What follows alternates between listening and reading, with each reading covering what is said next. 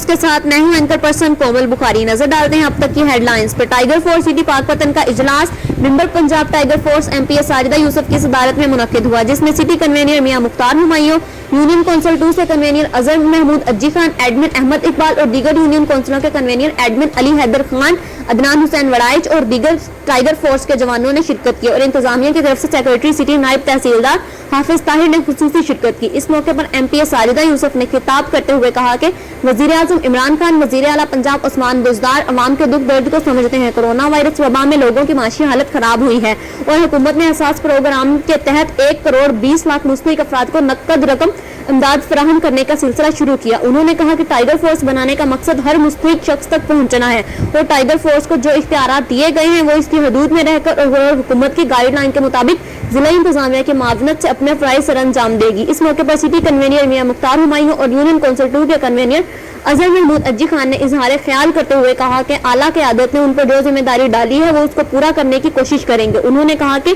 شہر بھر کے ٹائیگر فورس کے جوان اجلاس میں شریک ہیں جو اعلیٰ قیادت پر اعتماد کا بھرپور اظہار کر رہے ہیں. رپورٹ حسن بخاری سے.